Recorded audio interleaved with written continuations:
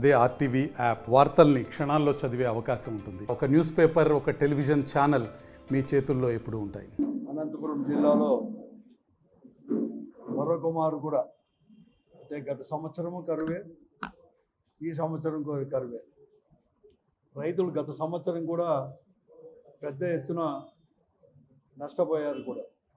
ముఖ్యంగా వేరుశనగ సాగు చేసేవారు కానీ, కంది కానీ అంతా కూడా గత సంవత్సరం. ఈ ఖరీఫ్లో అయినా కూడా వర్షాలు బాగుపడతాయేమో అనుకొని జూన్లోనే వర్షాలు రావడం, కాబట్టి తప్పకుండా కూడా వర్షాలు పడతాయని చెప్పేసి పెద్ద ఎత్తున కూడా ఈ జిల్లాలో వ్యవసాయం అని కూడా సాగు కూడా ఎక్కువ విస్తీర్ణంలో కూడా చేయడం జరిగింది.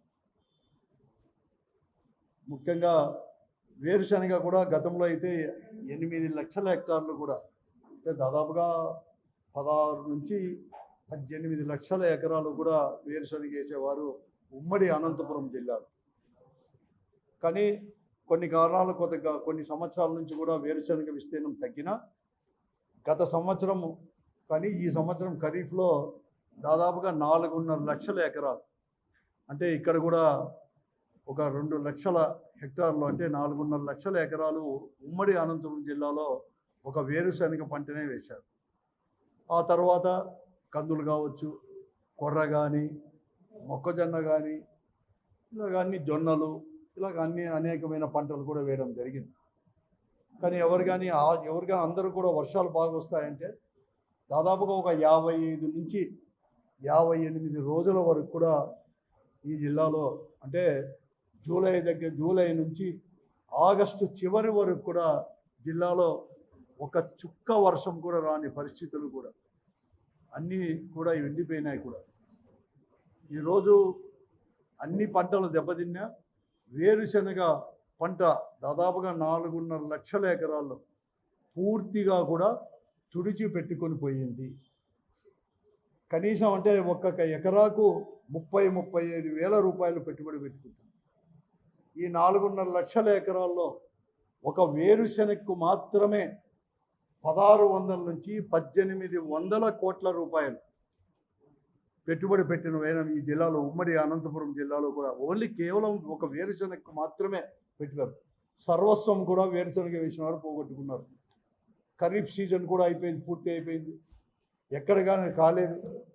కనీసం 1-2 మొక్కలు ఉన్నా కూడా అవి పీక్కుందామంటే వర్షాలు కూడా కొన్ని దగ్గర అయితే ఇప్పటికి కూడా వర్షం రాలేదు. ఇతర ప్రాంతాల్లో రాష్ట్రంలో వరదలు వచ్చినా కూడా ఈ జిల్లాలో మాత్రం ఇప్పటికి కూడా పూర్తిగా కూడా పనులేని వైనం. కంప్లీట్గా కూడా దున్ని వేస్తున్నారు కూడా, కంప్లీట్గా కూడా ట్రాక్టర్లు పెట్టి దున్నేస్తున్నారు 3 రోజుల నుంచి కూడా కంప్లీట్గా. ఎందుకంటే ఎక్కడ చూసినా కూడా ఈరోజు కూడా పంట కూడా దున్ని వేరుపెట్టాయి. అంటే దాదాపుగా ఒక్క వేరుశనగలోనే 1600-1800 కోట్ల రూపాయలు కూడా ఈరోజు కూడా పోయిందంటే ఇంకా నష్టం ఎంత పెద్ద ఎత్తున ఉందో కూడా అందరూ కూడా చూడవచ్చు. కానీ ప్రభుత్వం మాత్రం ఎక్కడ కానీ ఆదుకోవాలని చెప్పేసి ఈ రైతాంగాన్ని ఎక్కడ కానీ కాబట్టి పరిస్థితి కూడా ఈరోజు కూడా ఉండే. నిన్ననే ఇక్కడే దగ్గరే, అనంతపురం దగ్గరే, నేనే అక్కడ ఏదో పని పైన వెళ్తే రైతులు ఉంటే పొలం దగ్గరికి వెళ్తే పాపం ట్రాక్టర్లతో కంప్లీట్గా ఎంత దున్నేస్తున్నారంటే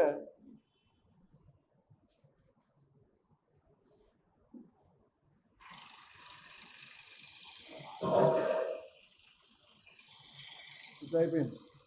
కంప్లీట్ దున్నేస్తాం, ఏముండదు అన్నమాట. 4 వేసాలు అంటే ఈ 16 నుంచి 1800 కోట్ల రూపాయలు పూర్తిగా కూడా కూళ్ళకు కూడా రాని పరిస్థితి కూడా ఈరోజు కూడా ఉంది. పోయిన సంవత్సరం కన్నా ఇన్సూరెన్స్ అంటే బీమా ఏమైనా వస్తుందేమో అంటే గత ప్రభుత్వం మాత్రం ఏదైనా కానీ ఇన్పుట్ సబ్సిడీ కానీ రైతు భరోసా కానీ అప్పటికప్పుడు ఇచ్చిన ఇన్సూరెన్స్ అనేది కూడా నెక్స్ట్ ఖరీఫ్ ప్రారంభంలోనే, అంటే జూన్ కల్లా వచ్చేది కూడా ప్రతి సంవత్సరం కూడా. కానీ గత సంవత్సరంది ఇంతవరకు కూడా, పోయిన సంవత్సరం కరువులో కూడా ఉండే వేరుశనగది కానీ ఎక్కడ కానీ ఇన్సూరెన్స్ కూడా ఇవ్వలేదు. ఈ సంవత్సరం కూడా పెట్టుబడికి కూడా ఎక్కడ కానీ ఇంతవరకు కానీ ఒక్కరు కూడా ₹1 కూడా ఇవ్వలేని పరిస్థితి. ఒక రైతు భరోసా కింద గత ప్రభుత్వమైన 13,500 రూపాయలు ఇస్తుంటే ఈరోజు ఆ పేరునైతే మార్చారు కానీ ఈరోజు అంతా కూడా అన్నదాత సుఖీ భవ పథకం అని పేరు పెట్టినా కూడా 20,000 ఇస్తామని చెప్పినా కూడా ఇంతవరకు ఇచ్చే పరిస్థితి కూడా ఎక్కడ లేదు. అటువంటి పరిస్థితుల్లో కూడా ప్రభుత్వం అనేది కూడా ఎక్కడ కానీ కనపడలేదు. ఈరోజు కూడా ఇప్పటికే రిపోర్ట్లు అన్నీ కూడా పోయినాయని చెప్పేసి అగ్రికల్చర్ ఆఫీసర్ కానీ కలెక్టర్ కానీ మేము ఇవన్నీ కూడా తీసుకోకపోతే ప్రభుత్వానికి ఏమో రిపోర్ట్స్ అన్నీ కూడా మేము పంపాం కానీ ఇంతవరకు కూడా ఏమీ అటువంటి పరిస్థితి ఎక్కడి నుంచి రాలేని పరిస్థితి కూడా ఈరోజు కూడా నేను కోరుతున్నాను. ఈ జిల్లాలో ప్రజాప్రతినిధులు కూడా ఉన్నారు. అందరూ కూడా రైతు కుటుంబం నుంచి వచ్చిన వారే. వాళ్ళది వచ్చేసి బ్యాక్గ్రౌండ్ వచ్చేసి గ్రామీణ ప్రాంతాల నుంచి వచ్చిన వారే. 3 మంత్రులు కూడా ఉన్నారు ఈ జిల్లాకి. ఎప్పుడు ఎక్కడ ఏ జిల్లాలో లేనంత మంది కూడా 3 మంత్రులు కూడా ఈ జిల్లా నుంచి ఈ ప్రభుత్వంలో ప్రస్తుత ప్రభుత్వంలో కూడా రిప్రజెంట్ చేస్తున్నారు. 3 కూడా వారు కూడా రైతాంగం నుంచి రైతులే, రైతు కుటుంబం నుంచి వచ్చిన వారే. వారైనా కానీ ప్రభుత్వం దృష్టికి తీసుకొని పోయి వెంటనే ఆదుకోవాల్సిన పరిస్థితి కూడా ఈరోజు కూడా ఉంది అని కూడా నేను ప్రత్యేకంగా మనవి చేస్తున్నాను. ఉదికేమో వరదల్లో వచ్చినది మాత్రం పెద్ద ఎత్తున కూడా కేంద్రానికి రిపోర్ట్ ఏమో పంపించడం జరిగింది. వారి నుంచి ఇతోదకంగా దాతల నుంచి కూడా తీసుకొని వస్తున్నారు. కానీ అనంతపురం లాంటి జిల్లాలో, కరువు జిల్లాలో వర్షపాతం ఎక్కడ కానీ లేని ఎక్కడ జిల్లాలో కూడా ఈరోజు ఇంత పెద్ద ఎత్తున నష్టపోతే దీని గురించి మాట్లాడిన వారు ఎవరు కానీ లేకుండా పరిస్థితి కూడా ఈరోజు కూడా ఉంది. ప్రభుత్వంలో కూడా ఒక కేంద్ర బృందం అయితే వచ్చింది కానీ ఆగస్టులో ఇంతవరకు కూడా ఏం సాయం చేస్తారో కూడా చెప్పలేని పరిస్థితి కూడా. కనీసం ఇస్తారా ఇవ్వరా అని చెప్పేసి రబీ కూడా ప్రారంభమైంది. మళ్ళీ ఈ రబీలో అయినా కూడా నేను అడుగుతున్నాను. ఈరోజు వేరుశనగ విత్తనం ఎవరైతే వేసి నష్టపోయారో వారందరికీ కూడా కనీసం ఎకరాకు 30,000 అయినా కూడా ప్రతి ఒక్కరికి కూడా అందించాలని చెప్పేసి వెంటనే కూడా నష్టపరిహారం కూడా ఇవ్వాలి అని చెప్పేసి కూడా నేను కోరుతా ఉన్నాను. అదే కాకుండా ఈ ఖరీఫ్లో అంటే రబీ కూడా ప్రారంభమవుతుంది కాబట్టి వేరుశనగ విత్తనాలు కూడా అంటే నేను రబీలో కూడా సబ్సిడీ వేరుశనగ విత్తనాలు కూడా ఇవ్వాలని చెప్పి నేను కోరుతా ఉన్నాను. ఈ ప్రభుత్వాన్ని కూడా ప్రత్యేకంగా జిల్లా రైతాంగం నుంచి మనవి చేస్తున్నాను వారి తరఫున కూడా ప్రభుత్వానికి.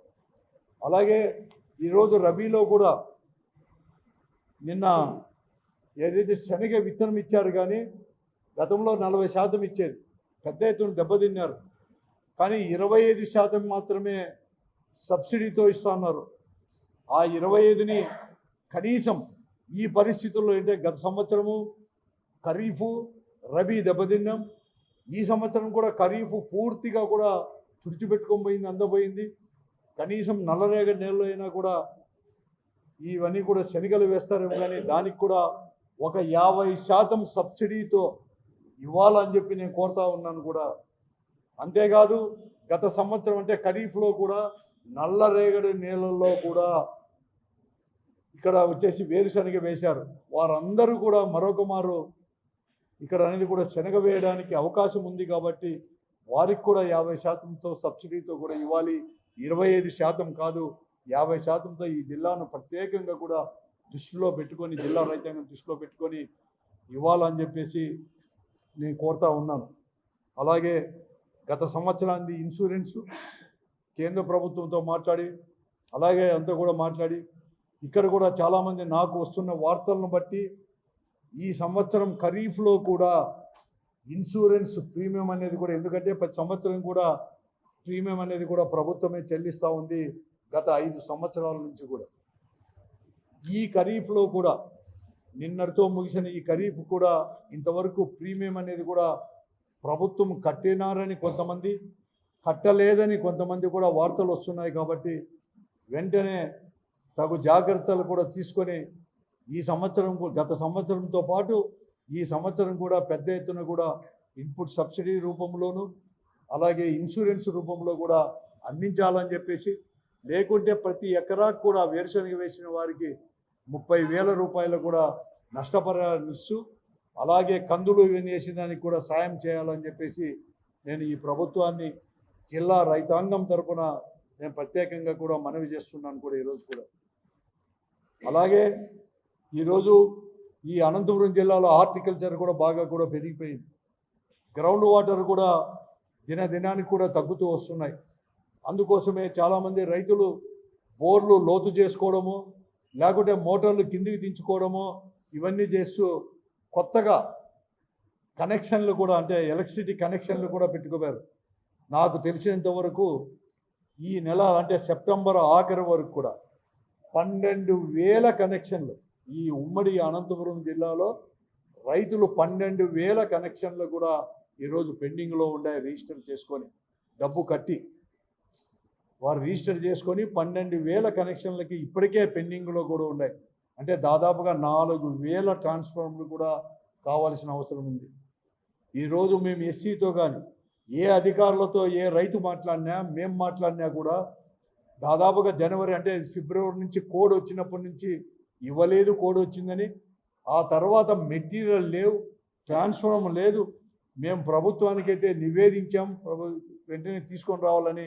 అవి వచ్చిన వెంటనే, మెటీరియల్ వచ్చిన వెంటనే మేము కొత్త కనెక్షన్లు ఇవ్వడానికో లేకుంటే అదనంగా కూడా ట్రాన్స్ఫార్మర్ వేయడానికో వీలుంటుంది, కానీ లేకుంటే వీలు కాదని చెప్పే జవాబు ప్రతి ఎలక్ట్రిసిటీ అధికారి నుంచి, ఎస్సీ నుంచి ఏఈ వరకు కూడా వస్తున్నాయి.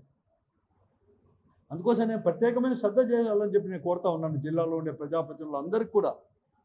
ఈ ప్రభుత్వం, ఎందుకంటే ముఖ్యమంత్రి చంద్రబాబు నాయుడు గారికి ఈ జిల్లా గురించి తెలియని పరిస్థితి కాదు. ఈ జిల్లాలోని కరువు ఛాయలు కానీ, కరువు పరిస్థితులు కానీ, హార్టికల్చర్ విషయం ఇవన్నీ కూడా. కాబట్టి దీనిపైన ప్రత్యేకమైన శ్రద్ధ తీసుకొని రావాలి.